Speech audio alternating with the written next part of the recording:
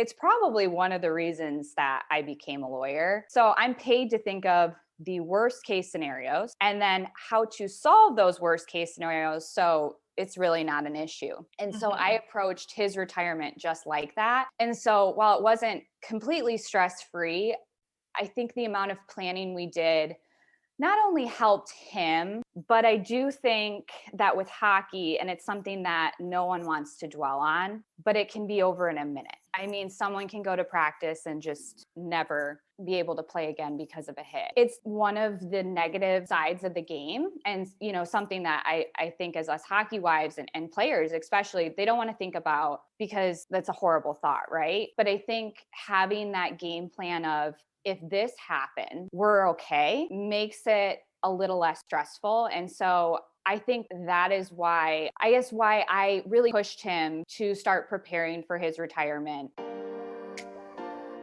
What gets us through this crazy hockey journey is our amazing community of women.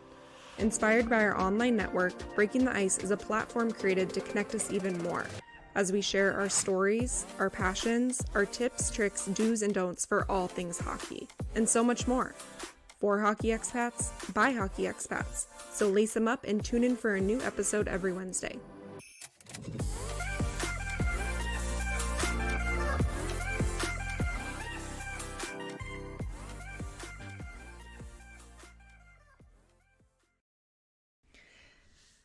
What's up, you guys? I hope you're having a good week. Welcome back to the podcast. I'm excited that you're here. Again, if you follow along on Instagram, you know that I'm kind of working on a few things right now. And one of those things is being virtual meetups. So it's going to kind of be like an online workshop where you can sign in on Zoom and meet people in our community. It's really going to be kind of more of like a follow along. We're going to have like different speakers, meditations, maybe a workout or yoga now and then. And I think I am leaning towards starting it during the hockey season, just having something fun to look forward to once a month where we can log in and just have a really nice time. So it'll either be like in the mornings over coffee or in the evenings over wine. And also, if you can't make it, they'll be recorded and can be sent to you as well if you want to watch them afterwards. So that's kind of a work in progress right now, but I'm excited about it, and it seems like you guys are too. I know it's kind of awkward sometimes, like having your camera on Zoom, talking to people, especially if it's people like you haven't met in person or you're not super comfortable chatting with yet. So you don't even have to have your camera on if you don't feel like it. You can totally turn it off, just sit there. The retreat is also in the works right now. I found another hockey girl who's an event planner to really help me narrow down like the specifics, because organization with things like this is not my strong suit. So I had to bring someone in to help me stay super organized, and we're working right now on pinning down a location and a date. So I will keep you guys posted when that happens, and obviously keep you in the loop. If you do sign up for the newsletter in my bio, you will be the first to get all of the information about these things when they come out to you. I also have a website that's being made right now, and that will be coming out in the spring and a little bit later in the springtime. So I am looking forward to that. Today on the episode, I have Andrea Hanson joining me, and we are talking again about retirement. So Andrea and her husband, they now live in Scottsdale, but they played in a bunch of different leagues, finished their career in the Dell, and decided to make Scottsdale their forever home. So throughout their hockey journey, the two of them did several internships, and she talks today on the episode about how they really kind of set themselves up for success when retirement did happen. You know, kind of like you heard in the intro, it can be kind of scary to think that it can be over in a blink of an eye, especially because a lot of our significant others don't have a lot of other work experience besides hockey. So she does speak to how they really worked to kind of create a resume to help them in the long run. So, you know, she talks about how the off season really isn't an off season. And for me personally, like, that was kind of a wake up call, because that's how I feel like I treat the off seasons. I'm like, oh, a break from hockey, we can relax, we can have fun. But it was a good reminder to me that, you know, that's kind of like short-term thinking, and like we really need to start thinking about how we can start setting ourselves up for when retirement does happen. Because, you know, I think that we all have a plan. Oh, we'll retire maybe at this time or this time, but really as we all know, it can happen over one game, over one practice. So this episode was very interesting to me. It definitely made me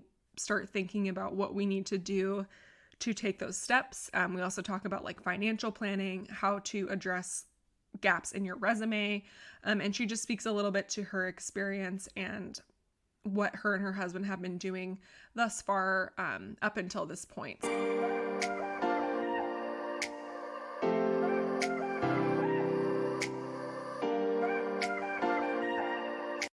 Yeah, wait, where are you right now in the world? We are in Scottsdale, Arizona now. Okay. Cool. Yeah. That's a good place to be. Is it warm there right now? It's actually freezing. Really? It is so cold, and I am from East Lansing, Michigan, and my husband is from Stockholm. And so you think that we were super used to the cold, and we moved down here now, it'll be 2 years in July. And this past week, we had snow at the top of some of our mountains. Wow. So, Wait, I mean, so how it's did you guys chilly meet? So we met in college. It was actually welcome weekend of my freshman year, and he was a sophomore. So we were together all throughout college, or at least my college experience.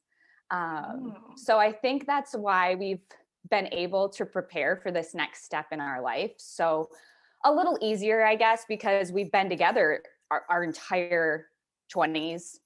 I think I was actually 17 when we met. No way. Yeah, I was really young going into college. And then I actually ended up getting my bachelor's degree in 3 years instead of 4.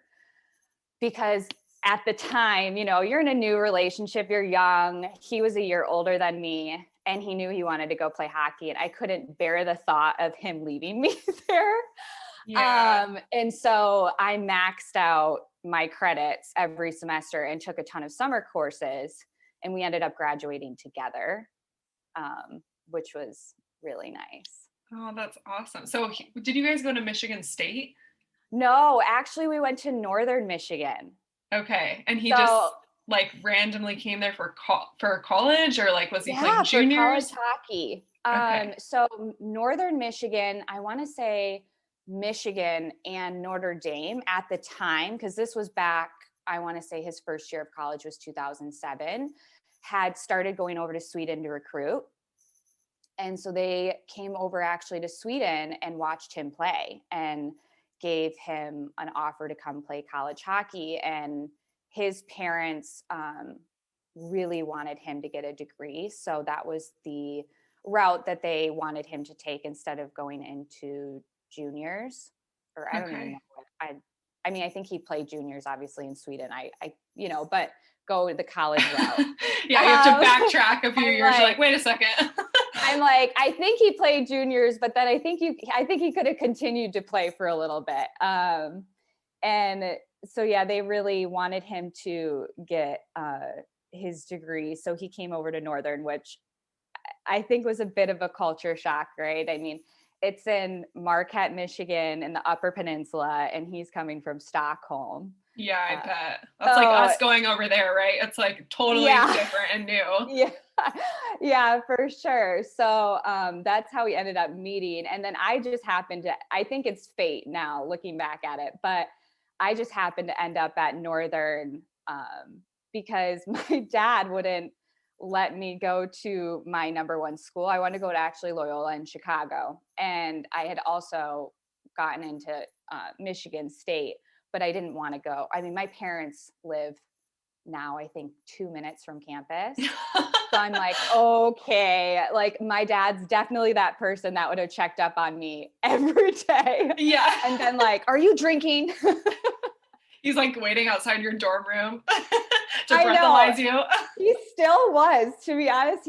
So he got really into hockey when I met my husband, and I think I had gone to like one hockey game when I was 9. And weirdly enough, it was a Northern Michigan hockey game because we had property up in the Upper Peninsula my entire life.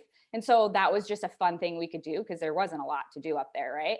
Mm-hmm. But so, yeah, he got so into it, and he was there I want to say almost like every home series. People are like, I had no idea you're from Marquette. I'm like, I'm not.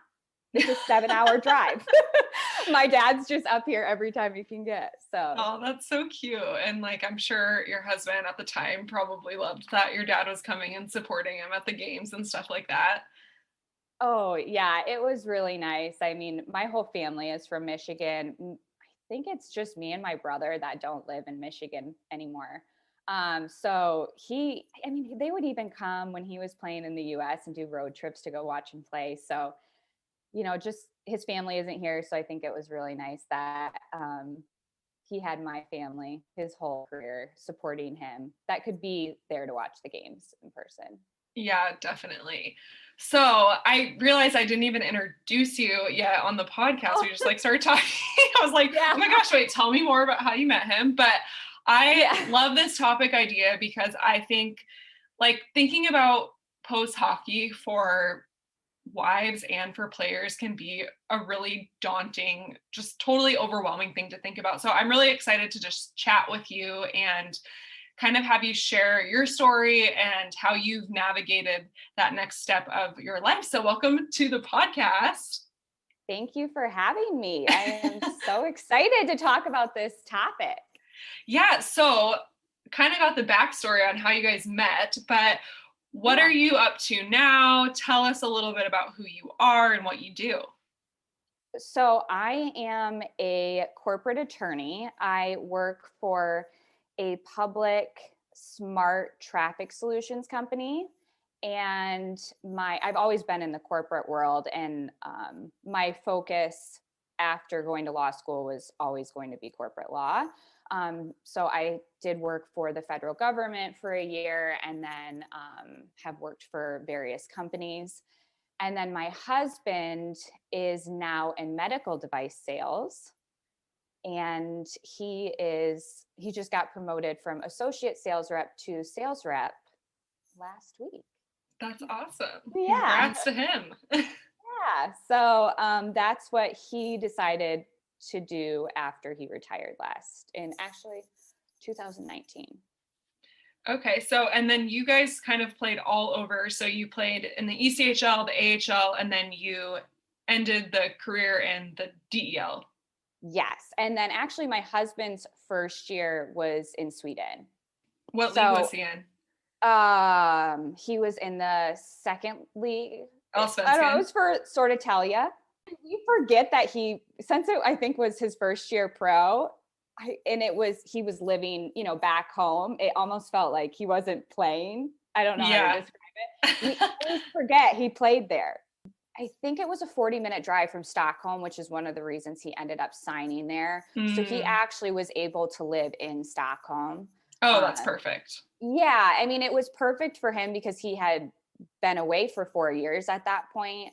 And so he was able to come back and, it was really just be with his friends. And it was a little bit different experience that year than any other year because, usually you only have your teammates that and everything's new, right? And for him, it was just moving back home. Like he wanted to hang out with his best friends from, when he was growing up. And so it was a little bit different, but really fun.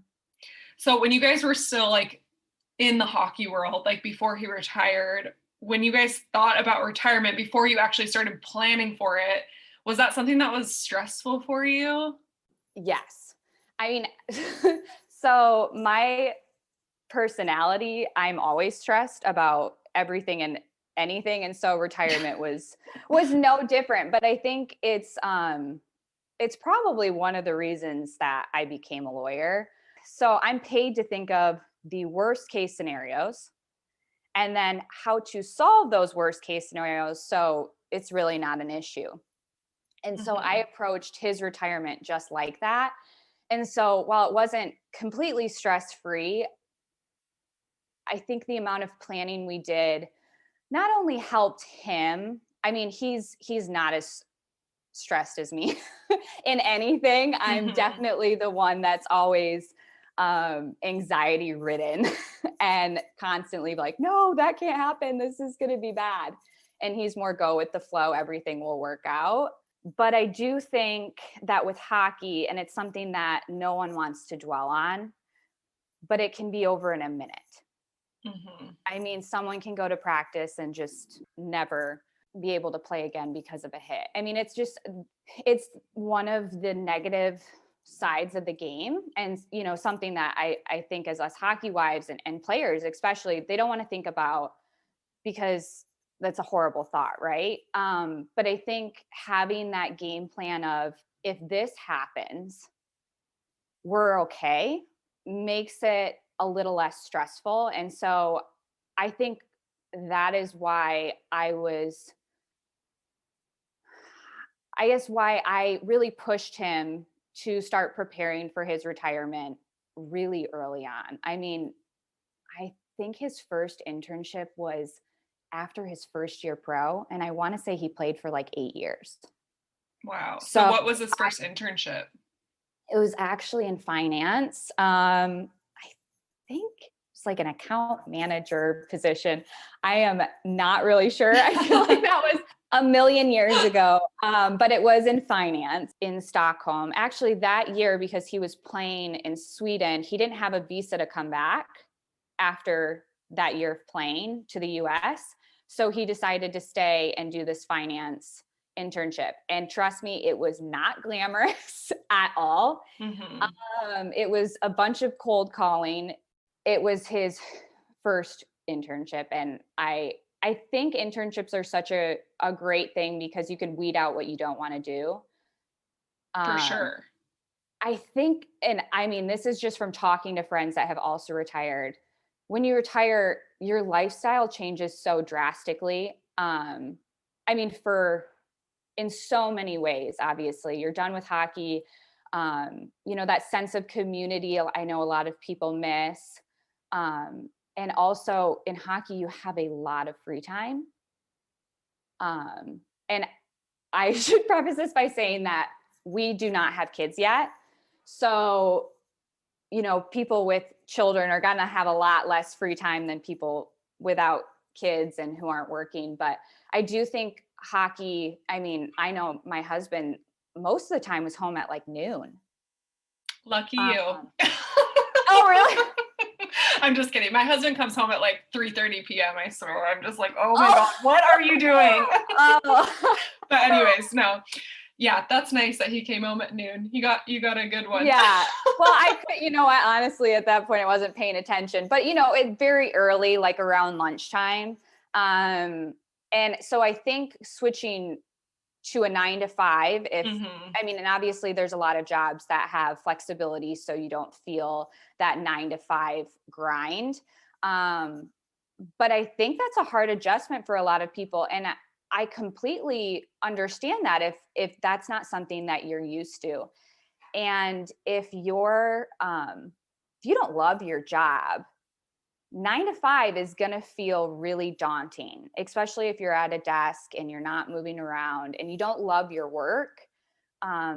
It's going to be really difficult. And so I think narrowing down the career path you want to go into, internships is a really great way to do that, because they do give you that 9 to 5 experience to say, do I really love doing this all day? I mean, I didn't go to law school until I had an internship. I didn't even apply. So I was actually pre-med when I started undergrad.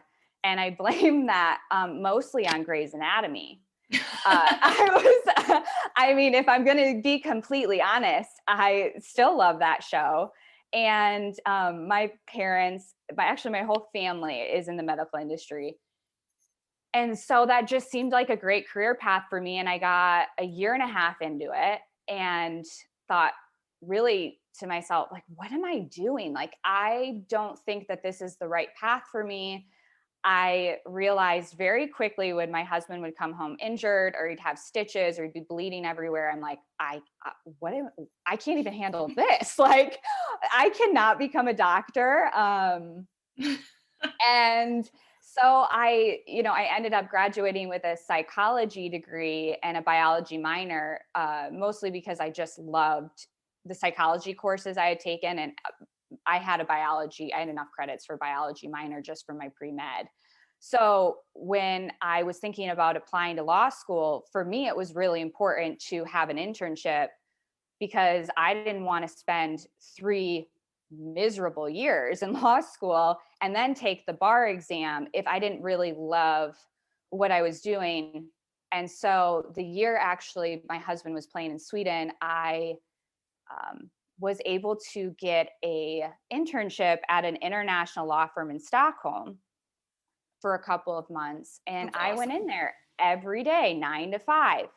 And Was I'm it like, paid or unpaid? it was unpaid. And I mean, at the time it worked perfectly because I wasn't allowed to legally work in Sweden. Mm-hmm. So it was just a student experience. So I was just able to go in there. They gave me an office. It's actually still the nicest office I've ever had. I feel like I've done quite a few internships back in the day before I met my husband, just like throughout college and a little bit after college. But I feel like at the time it's hard if it is unpaid to want to show up and do that because you're like, wow, this is so time consuming. Yes. I'm basically like assisting this person or like, you know, you're kind of like doing everything that people are asking of you, and it can get really heavy because you're not getting paid. And that's like the thing about a job is you're getting rewarded with the money, so it encourages you to do the work. But I think looking back at those internships that I did do, it's helped me get to like the point that I am now. Like I have more experience doing those things, and even though I'm not working right now, I have that on my resume so that I have that experience, like if that makes sense. But it is hard though to want to go do that because it's not paid. Exactly. No, I completely agree. I mean, to sound cliche, they pay you an experience. Totally. And you know, they're giving you the gift of being able to boost your resume, which for my husband, that was incredibly helpful in his job search. I mean, I can tell you from my experience with unpaid, because I had a couple unpaid internships in legal, and I had paid internships as well. And the unpaid never bothered me, and I don't think it ever bothered my husband, just because we knew how important it was to get that experience. Because it's also easier to get a paid internship if you've had unpaid experience, right? True. So it's difficult to get your foot in the door to get into those opportunities. I mean, even internships are competitive, and paid internships are extremely competitive. I remember in law school, you know, in the summers, you were supposed to do internships. That's what employers would look at after you graduated. And those really great paying internships were just as competitive as a job. So you needed to have experience in the past with either other internships or other work experience. And so I also think too, and I'm always that let's look at the bright side kind of person, or I think unpaid internships also help you weed out really fast what areas of work you don't want to work in. So if I'm not saying you're going to love something and want to work for free, and I mean no one wants to work for free, right? But for example, when I did my first legal internship and I wasn't getting paid, I loved it. I mean, I was the last one out of there a lot of days. I really, really enjoyed it. And so I knew I knew at that point, I'm like, if I got paid for this would be awesome. Yeah. And so I ended up, it was at that moment that I was like, all right, law school is for me, and I feel comfortable with the decision I made.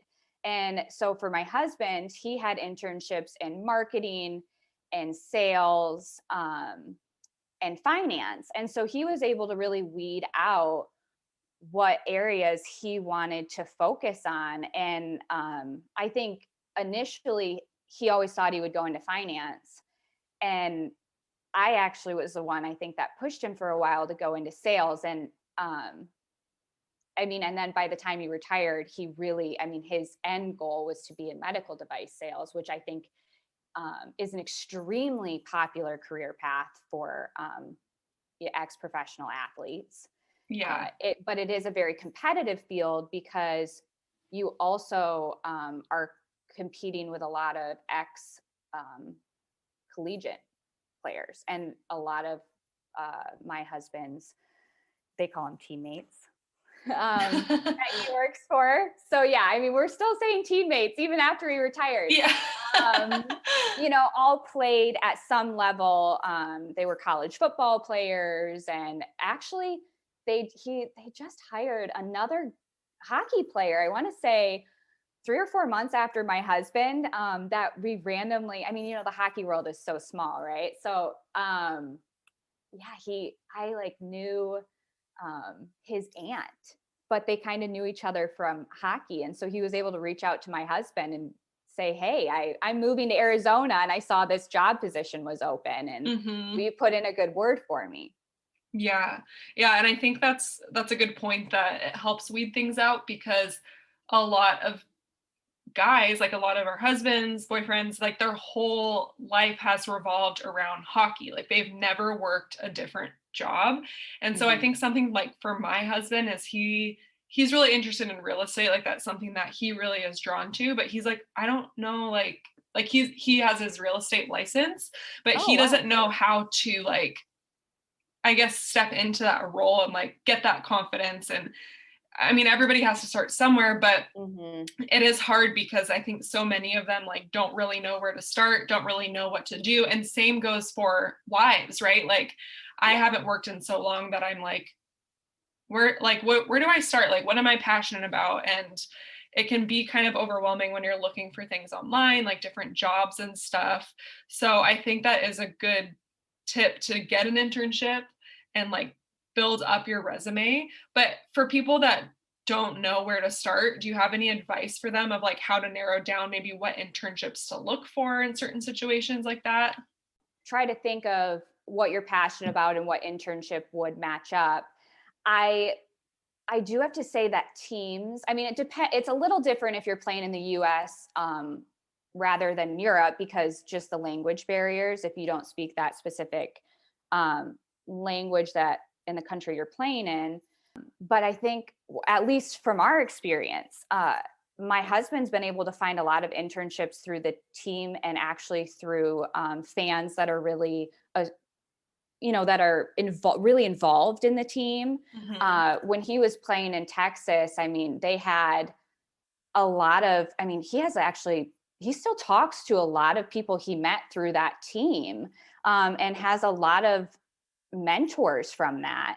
And fans will help you, and they'll give you that mentor-mentee relationship. I mean, I think that is a great place to start. I don't know, every team is probably going to be different, but I do know a lot of the teams that my husband has played on do understand that this is a stepping stone, in your life. Hockey is not going to be your final job.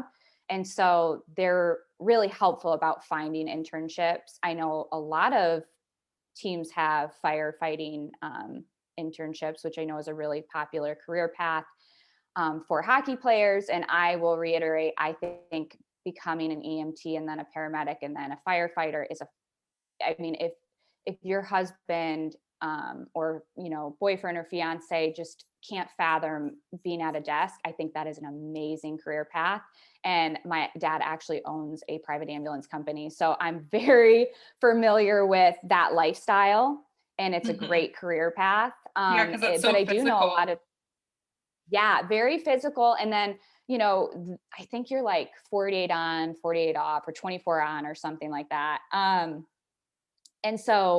then, you're at the base and you're playing video games with the guys until you get a call, and, or the girl, and so it's a little bit more of a family atmosphere because of the way you're working. And so there's a big shortage of paramedics right now. So it's a great career path to go into. Just a little side note. Yeah, that's in the good to US know. at least. I don't know Canada, but I do know. And a lot of times you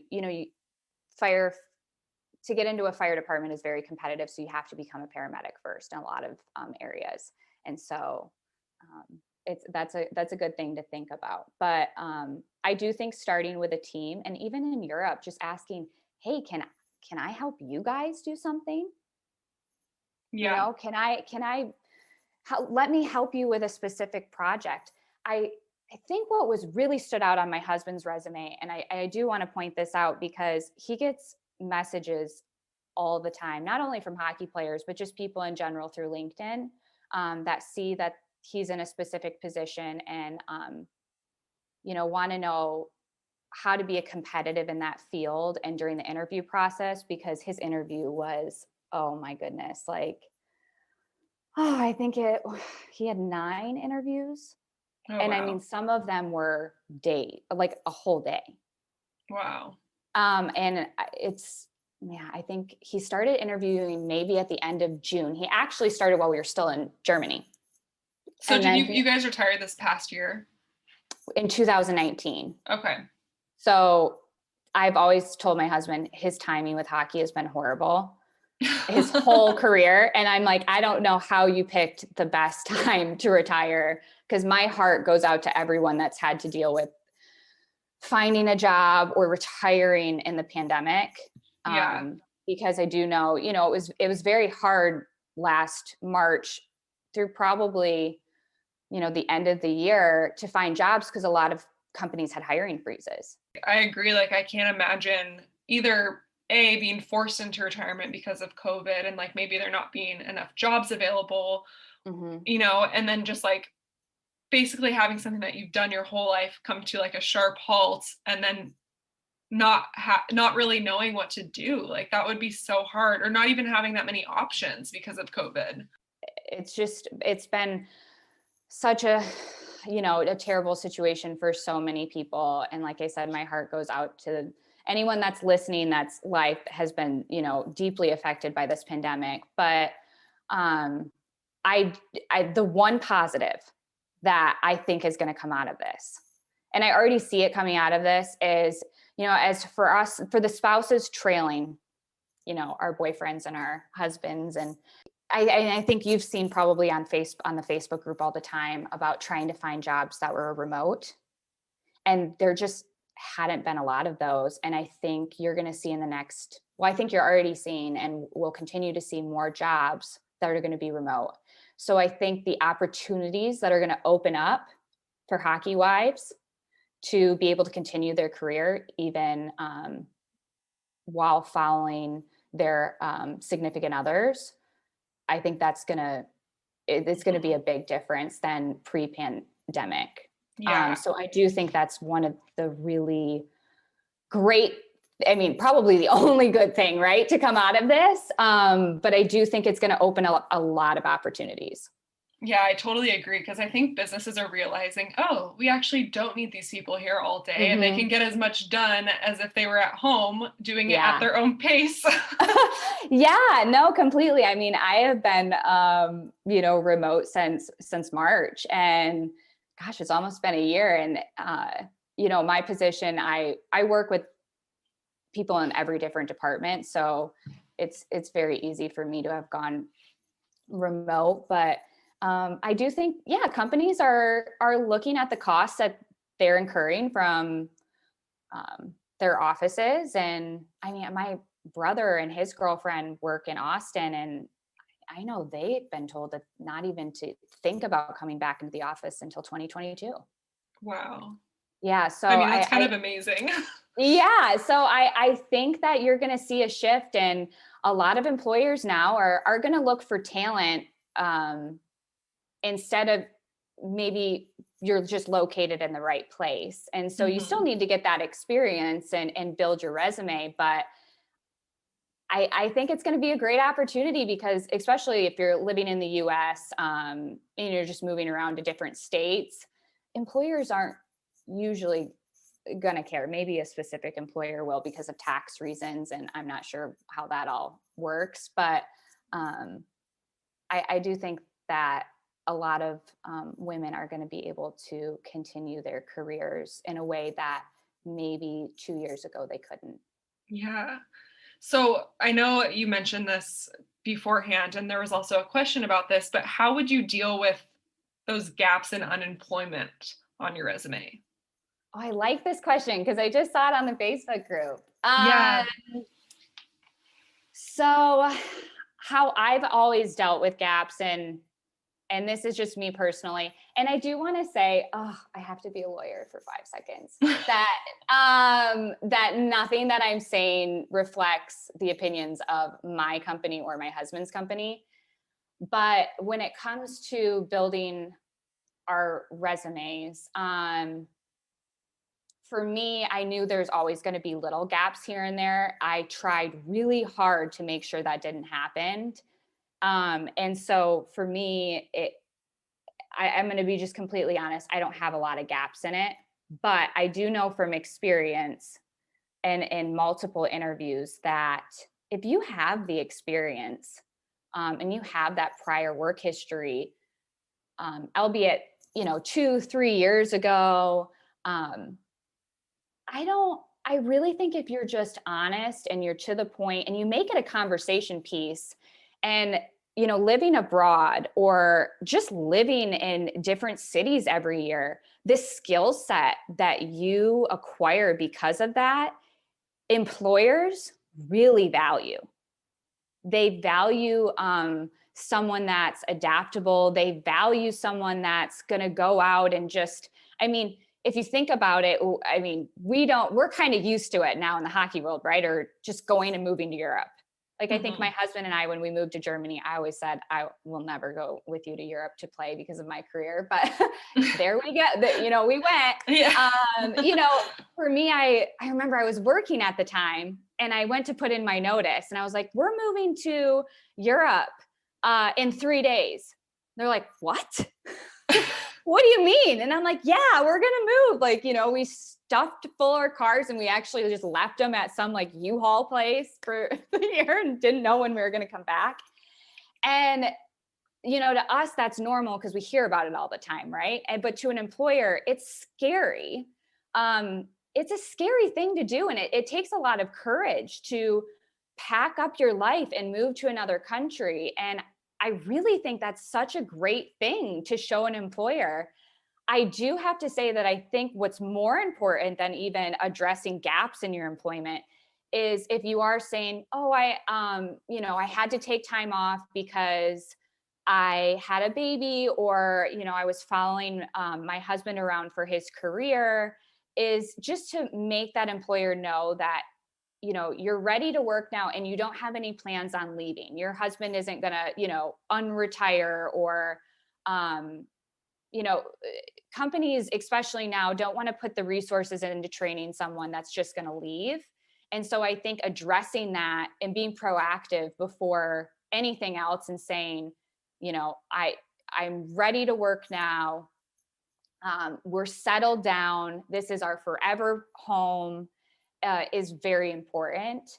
And my advisor in law school told me, and she wasn't completely right about this, that I would always have trouble getting employers to really consider hiring me because of I wanted to follow my husband. And to be honest, I didn't find that to be true. I really didn't. I made sure to keep up my resume. I did everything I could to get the jobs that, were available to me in the area of corporate law, even when my husband was playing or when we were moving around. I mean, there's obviously months where I wasn't working because we were just, transitioning to a new place. But I just think being honest, I actually don't think it's a negative. I think you can really turn it into a positive. And I think that's what you should do. I think you should approach it by saying, this isn't a negative on my resume. This is a positive thing. Yeah, Like I I love was that. able to get this skill set because of, the direction our family decided to take for this period of time. And I think if you tell yourself that, it's also going to come across in an interview and you're going to be really confident in saying, look at what I bring to the table that I can guarantee you that that employee you just interviewed didn't. Mm-hmm. You're like, look, I lived abroad and I didn't know anyone, and I moved there look how strong I am. Yeah, exactly. I mean, and I think just being able to get along with a new group of people every year too. I mean, we all have those or know those coworkers. I'm really thankful. I love my coworkers where I'm at. But, companies want to hire people they want to work with. For sure. It's so much about like I think it is, I mean, obviously like people want to hire people with experience, but at the end of the day, it's like who you're around. Like they want to Mhm. hire someone that has a good personality that gets along with people, but also can get shit done. So it's like Exactly. there's a balance. It's not all about your resume. So I think if you, like you said, I love how you mentioned to make it into a positive, just the whole experience. And then instead of kind of like hiding behind it and being like, yeah, like I know Yeah, I was embrace it. here. Yeah, exactly. I think like you had a very specific career path, like after you decided that you wanted to be a lawyer. So maybe that was like, would you say it was like easier for you to find internships? I'm like tripping around this, like, I'm not sure how to word this question, but I think what a lot of people struggle with is that they don't know what they want to do. So they don't know how to get Yeah. started. And that's like the thing. It's like you have to think about like what you're passionate about and what you like. But I feel like for me personally, like I am such a procrastinator on figuring out Mhm. what I want to do because I'm like, oh, I'll figure it out when the time comes. But that's probably Yeah. like the worst thing to do is wait until you're completely retired and then you're both just like out of work. You know what I mean? Exactly. I mean, so my advice on that is, and it might not be great advice, right? Is just to start. I mean, you have to start somewhere. And, just like with my husband's internships, he just started with what he found, and he was able to narrow it down from there. At some point, you just have to pick something and say, all right, let me try this. And then work from there. See what areas of that internship or what areas of that career path you loved. And if there was something that you really didn't like, okay, think about, well, what career path has similar traits, but it might not be, as involved with, face-to-face Hmm. client meetings, or I don't want to be on the phone all the time, or I want to be on my feet. I mean, I think just starting at a specific place is really important. And I do want to point out, because I know that Facebook group, we always are talking about resumes, and I am no expert in how to draft a resume. I mean, my resume is going to look completely different because of my career path and kind of the choices I've made. And I know that there are a lot of people that are experts in drafting resumes that, would be really great to reach out to. But my husband has one, well, I shouldn't say one line. He has 3 lines about hockey on his resume. Is That's it it. so that's not a lot? Or is it a No, lot? it's not Okay. a lot. He has one, yeah. So his like his like last job, well, now he has his current job. What is He says, I think it's something like professional hockey player from 2011 to 2019. And then he lists the cities, and then he put 3 bullet points about how being a hockey player would help him in the corporate world. Every other entry on his resume is an internship, and it takes up a whole page.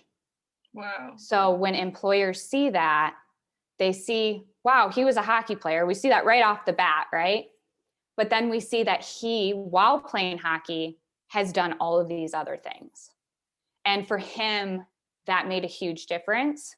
And if you have that internship experience, even if you hate one of those internships, right? Hmm. It's experience you can put on your resume. You can use it to find what you really love. But it also shows an employer that you've tried everything. I mean, if I was an employer, I would want to hire someone that has tried a bunch of things Yeah. and then has picked, this is really what I want to do, and I'm committed to you, and I'm not going to start this job and hate it after 6 months. Exactly. And like the job that you might start off doing, it doesn't have to be your dream job. Like it's not an all or nothing. You know, you can always, if you Mm-hmm. don't like it, you leave, you try something else. Like it could be a Exactly. totally different field. And then eventually, I believe as well that it will get you into the direction that you want to be in. For sure. I agree with you 100%. I can't remember the specific stat, and they said it, this was like years ago when I was in law school. But we had a seminar on career planning, and the number of millennials specifically, times that we changed jobs, it was that they had predicted over our lifetime was crazy. Like, I want to say it was like 24.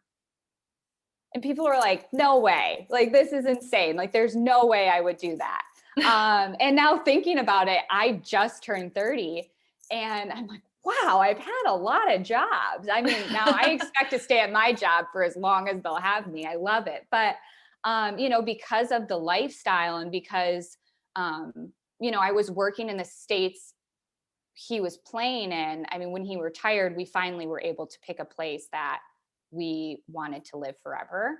But yeah, I think, you don't have to find that perfect job right out of the gate. Now, what I will say that helped us is because we planned for so long, and why I think that our retirement was I'm not going to say, I don't want to say it was easy and stress-free, but to be honest, it was probably as easy and stress-free as we could have possibly imagined it going. Is that we planned financially for it for years. And so when he retired, and we were kind of on the fence that whole season. And, at the end of the day, like, I didn't want to stay in Germany. To me, I just didn't want to continue there anymore. And my husband he really was ready to start that next step in his life. So that's what we decided on doing. But we wanted to have enough reserve where he didn't have to take the first job he was offered. And I think that made a huge difference. When he retired, he began when we had sat down and said, okay, we're both in agreement. You want to be done. I never wanted to push him to retire. I didn't want him to ever resent me. But I think honestly, because he's one of those guys that have always been like, Andrea, the moment you say, I want you to be done, I'll quit. Like that minute. And I'm like, I would never do that to you. I feel like that's why you're telling me this. Because I never wanted him to be like, what if I played another year? I never wanted him to ever have that opportunity to blame me. And I should say, we're very thankful that we were able to end it on our own accord. He wasn't injured and he wasn't forced into, retirement. But I do have to say that planning made those worries, like I said before, about getting injured a lot less, because we're like, well, if that happens, we're prepared. Yeah. We're ready to go. What are some ways that you were able to plan financially for that? So, obviously I have been working. And so that has been helpful for sure to have two incomes. And, we didn't have kids, but my husband, so I'd say it was probably 6 or 7 years ago, and we are by no means financial planning experts, but he read all the books you could. I think one was like Rich Dad, Poor Dad, Millionaire Next Door, which Millionaire Next Door, I think, has been out like 30 or 40 years. And it's something my dad has always sworn by and told us to read since I was literally like 8 years old. I'm like, money, what's that? He was like, read this book. And so what we did is we kind of picked and choose things that resonated with us. And I think, retirement and financial planning is not a one size fits all kind of deal. I think, for us, we always wanted to be happy, but saving for the future. So we felt really great. My husband, I can tell you, while he was playing hockey, and his old teammates can attest to this, was so cheap.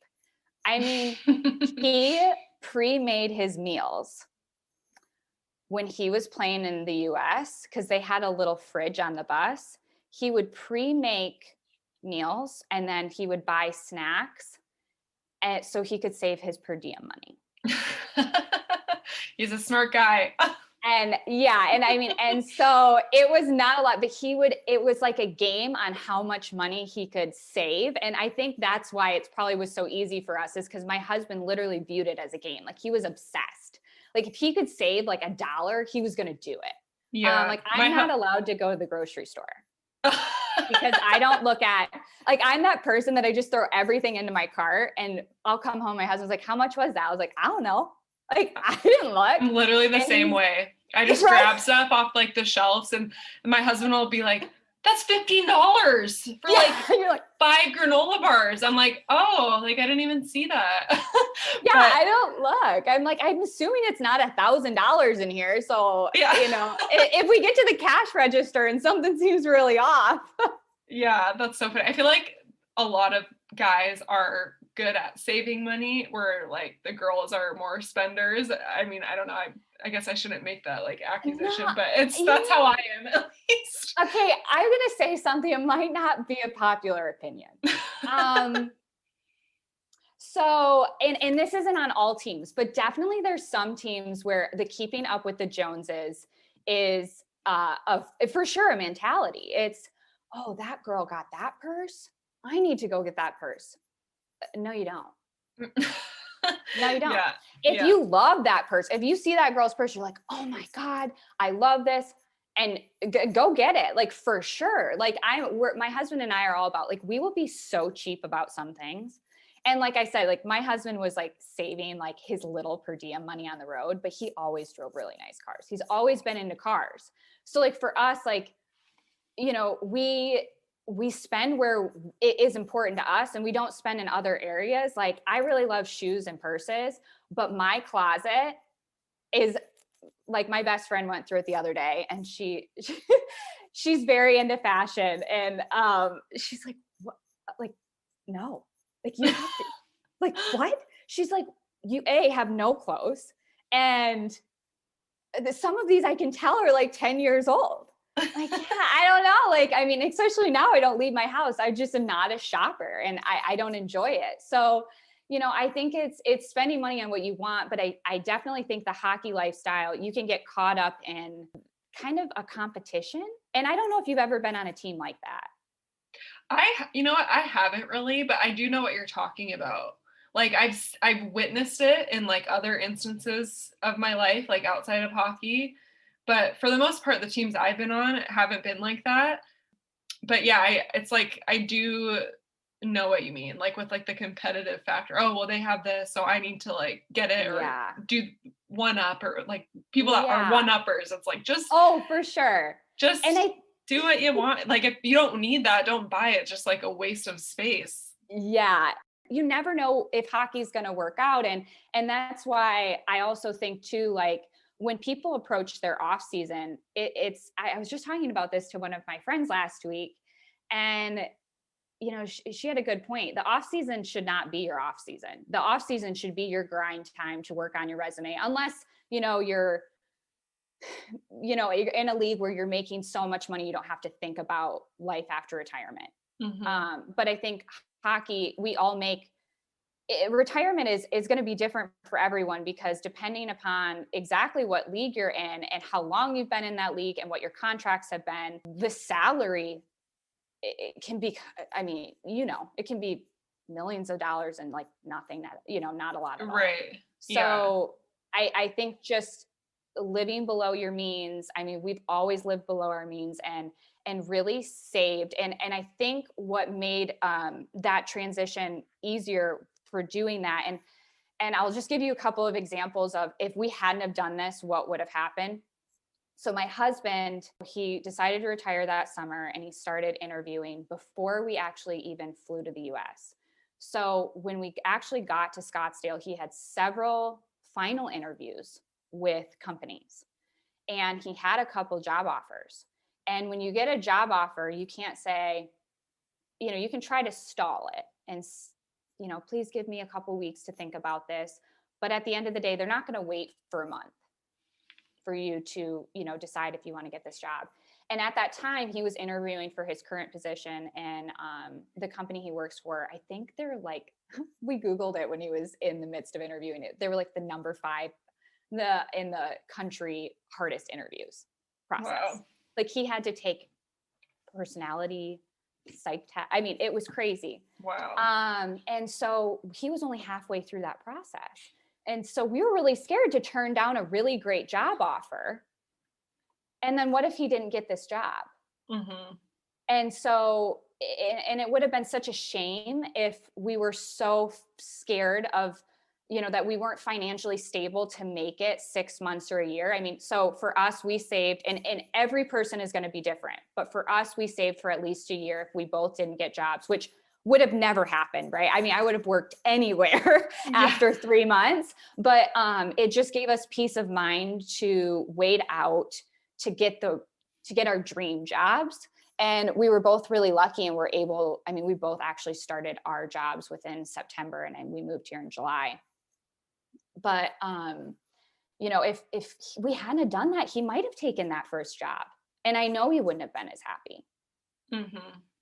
Yeah, that's a good point. And you're getting me thinking too. It's like, I feel like, I mean, I'll speak for myself. I think the off season so far, like we've had that mentality up until the last couple of years, because obviously like we just had a baby. So it kind of gets you starting to think about, okay, we need to figure this out. Right. But like it's the summer. Oh, we get to relax because the year is so stressful, blah, blah, blah. But it's like, that's such like short-term thinking where I feel like you have to look at the overall picture and be like, okay, this might not really be how I want to spend my off season, but I know that by doing this, I'm setting myself up for like the future to be prepared, you know, when the time does come to retire, or like if one of us can't find a job right away, like at least the other one might, you know, and so it's just like this kind of like give or take that you have to figure out. But yeah, you're getting me thinking. I'm like, okay, we have to start figuring this stuff out. I mean, I knew this kind of going into retirement, but to be honest, not to the extent, but you also have to think too about if, you know, we decided to move to a new area, even renting, and I mean, buying was out of the question when he retired because we didn't have set incomes, but, you know, even renting, we had to show our savings account to our landlord to let them, you know, because at the time we were in a transition period. And we were able to rent the house we wanted to. But I mean, if we, you know, they knew we were moving from Germany, you know, his previous pay stubs that they requested were in Germany. So I think, you know, they could put 2 and 2 together and say, you're probably still not going to get paid from that team. What else can you show us to that, you know, we know you can pay your rent. So, and that's something we've always had to think about because, you know, I mean, obviously if you have a cosigner, that's great. That's just something that, you know, and I'm glad my parents told me, you know, well in advance, that would never be an option for us. So, you know, that's something to think about too, to plan in order to pay more cash up front. If, you know, when you're planning to retire and settle down. Yeah. Well, I think that's really great that you guys, you know, really looked at all of this and looked at that big picture, because you really you set yourself up for success that way. And I think that it probably made that transition into retirement so much easier than not having a plan, which I think and also if you're listening to, like, if you don't have a plan or like you just retired, that's normal too. Like, you know, like we're not always thinking in that big picture, but also this, like, speaking to you can help other people start kind of figuring out, okay, like, yeah, we need to start doing this too, right? You know, because it's easy to forget that it can be over in an instant. Yeah, and it's never too late to start. You know, we just happened to start earlier and that's what worked for us. But I mean, if you think you're only a year out from retirement and you're listening to this and, you know, I don't want anyone to panic and be like, we only have a year, you know, like, no, just start. I mean, that's just, I think my biggest advice is just to start and really find what you're passionate about. I do think too, that I did want to touch on is, I know when people are going overseas and it's harder to get a job, or even in the US with moving around so much. I think starting your own business is also, I mean, I know a lot of hockey wives have done that. Um, it's just such great resume experience too. I mean, I just started my own company in, oh gosh, it was last July. And I mean, I work for big corporations. So it was a lot different than that. And, it's something I say I'm moonlighting. So I'm doing it at night and it's very small because I mean, I don't have a ton of time. But the experience I've gotten from that, I feel like has made me even a better worker in my current job. And I'm learning so much. And I think that being able to put that on your resume, because I know one of the questions you had sent me had kind of do with something with starting your own business, especially now, and see where that leads you, and just pick something you're really passionate about. I mean, I am super creative. I love being creative, and my day job is not extremely creative. My boss will disagree with me and say, you can be creative in your drafting of this contract. I'm like, that's not really the same thing. So this was able to kind of give me the best of both worlds. And so it's just been a fun hobby of mine, because I feel like I'm, able to supplement that with what I love doing during the day. And I can also be creative. Yeah. And it's, remind me of the Instagram name so people can follow it. Desert Rose Crystal Co. Yeah, and we did a giveaway with you. Yeah. So gosh, and I'm like into crystals. Are you? Yeah, I'm like learning more and more about it. My sister-in-law is really into it, so I'm always like, what does this mean? Like, I ask her a million questions. But yeah, I'm starting to get into them. I have a few around my apartment right now too. So actually how I got into it, and is every time, we're moving all the time, right? In hockey, and you can't move a lot of stuff with you. And so probably like 5 years ago, every city that I'd see a crystal shop in, I would buy a crystal. And so I have crystals from all over the US and in Europe. That's so cool. And so I have that in my personal collection. So for anyone that's kind of, into crystals too, and still in this lifestyle, that's a really fun thing to do too, is to, oh, sorry, our pool guy's here, is to collect, collect different things like that in other states, but, and countries. But yeah, that's for amazing. Me, it's been a really fun thing. And yeah, it's like I get to shop and I get to put whatever I want on my website. Yeah. So I know I need to take another look.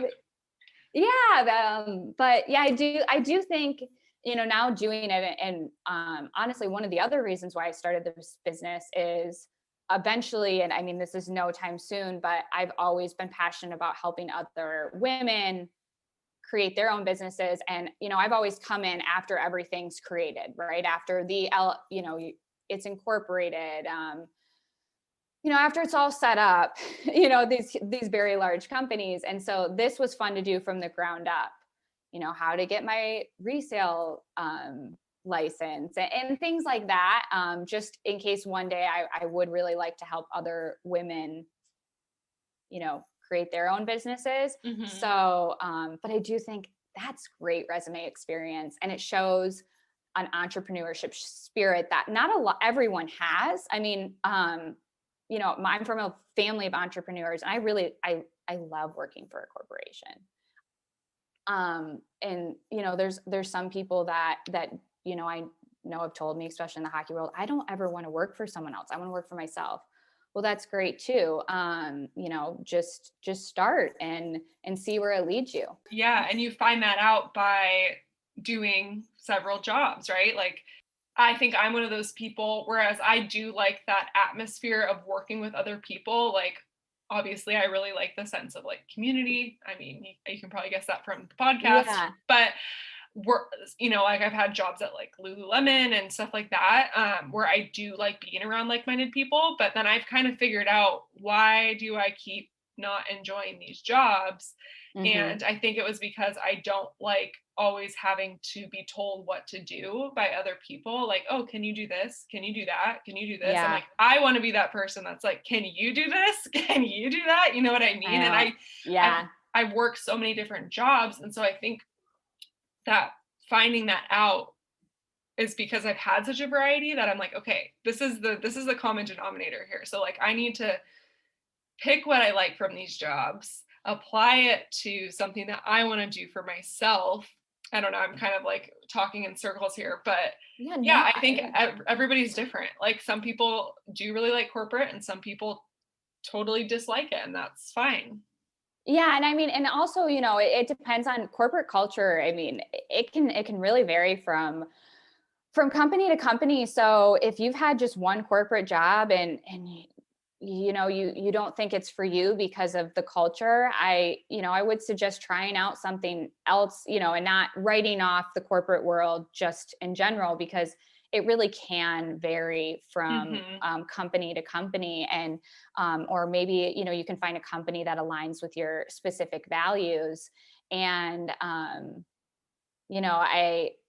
mean, and for you, Devin, I mean, your resume is going to look awesome, Oh, especially with thanks. everything you're doing and you've done with this podcast, and now you're going to do the retreat. I mean, like you were able to essentially make your own niche and follow. It seems like exactly what you want to do.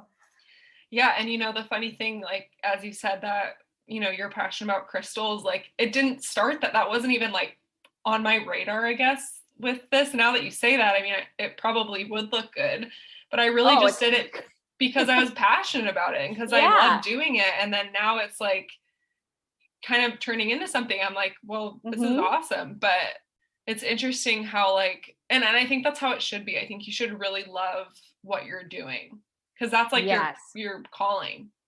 Yeah, it doesn't feel with it like a job. And it's really why I think we've been so lucky. I definitely was one of those people that were also really worried about retirement, on how my husband was going to handle it. And you hear a lot of women talking about their significant others not handling retirement well. And I think it's a fear that a lot of us have, or at least I know I had it. And so him being able to find something he loves made so much of a difference. Um, just because it, he's excited to go to work every day. Hmm. And if you're transitioning out of the hockey lifestyle, where I will say, you have a ton of free time, to where you don't have any free time at all. I mean, if you love what you're doing, you're not going to think of it as, I don't have any time. I mean, last night I was actually drafting a contract at like 10:30 at night. Not because I had to, I just wanted to. I'm like, I'm at home. I work at home. I'm just going to get this out so that, I don't have to do it first thing in the morning, because I knew we were recording this early. Yeah. But, it's, you just have to find something you love. But I do think that transition from hockey, it's very hard, because a lot of these guys have such a crazy amount of free time, and then they go into I mean, and I'm not talking about the ones with kids, because I know that's a job in and of itself. But the ones that that like go home from practice and play video games all day, like who you are. Yeah. And you have a lot of free time. And I will have to say, gosh, this was years ago. I was in law school. And funny enough, I mean, so my husband and I got married right before I went to law school. So we were long distance the first 3 years. And of course, I think this happens to everyone, but every time we tried to go and see each other, he was called up or he was sent down, because the 3 years that I was in law school, he was up and down a lot. And I remember one year going out for spring break, and we were moving to Texas. I was going to take the bar exam in Texas, and I had to find an apartment for after we moved. And of course, my husband got called up 2 days before spring break to, I think, somewhere in New York. So I had to go there and stay in his room with 3 guys for the week. And my dog, I brought my dog. And I remember at the time it was spring break, but I think they thought I would be out of the house, like doing fun things. And I worked my 3L year, and that's your last year in law school. We say 1L, 2L, and 3L. Okay. I worked for a company, and then I also was going to school. So I remember I was on the couch one day, like writing a paper, doing things for work, and they come home, and I swear it was like 12 o'clock. And, they're like, oh, what should we do today? Should we take a nap? And I remember sitting there and I'm like, guys, just enjoy this time, because this is like, you're not going to have this forever. Cause at the time was really bitter. And I'll be totally honest. I was totally bitter. And, one of the guys, was like, oh yeah, totally. I completely agree. I am soaking up this time. And everyone else kind of laughed, like they had no idea what I was talking about. And I will tell you, that guy that knew that, he had a lot of free time is killing it after retirement. And I've noticed that the ones who think that they don't have a lot of free time are really struggling, because, if you think you are really busy during hockey, like real life is going to come at you really fast. And I don't mean to offend anyone in that way. It's just a fact. Mm-hmm. Hockey just has a different, it has, it's very stressful, but not in terms of like the time spent at a rink. Yeah. It's more stressful because of, everyone probably listening knows why it's really stressful. Let's just make the 50 reasons why.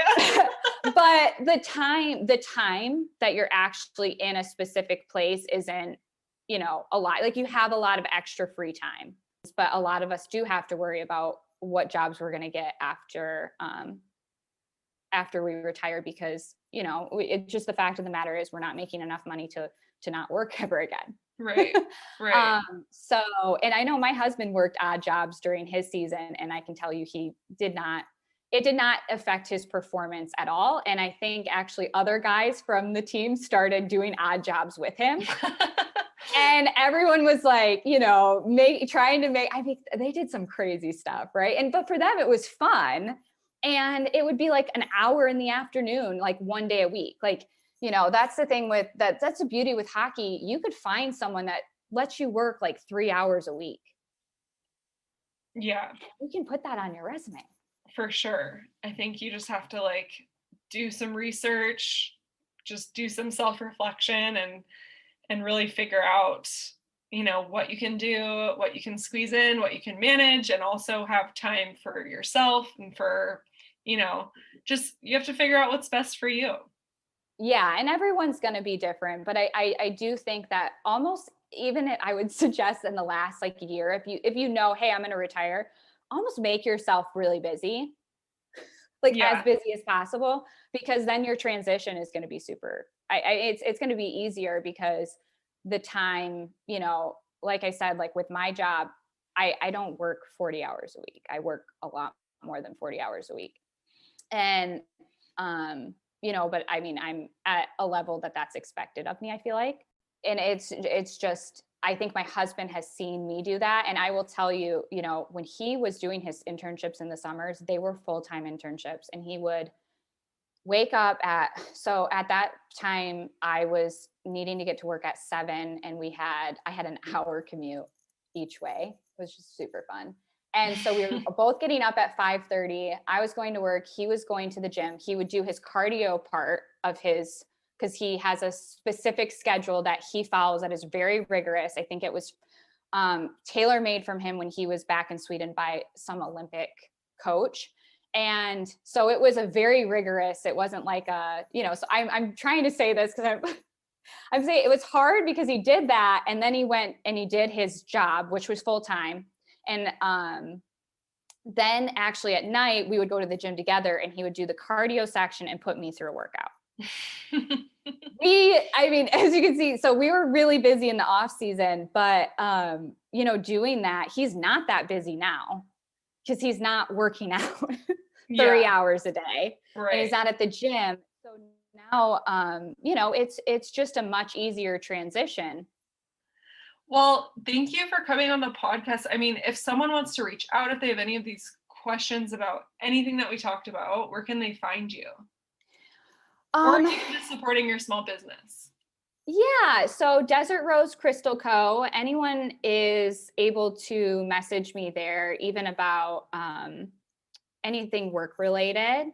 My personal account is private. And so I usually just have people that I know on there, like personally, but also LinkedIn. Catch me on LinkedIn. If you ever want to have message me about that, I will say, that's LinkedIn is a great way. And sorry, I didn't mention this before, Devin, to find jobs and internships. Yeah. So if you don't have a LinkedIn, get a LinkedIn, and you can message me on there. Yeah, get on it, guys. Yeah. Perfect. Thank you so much.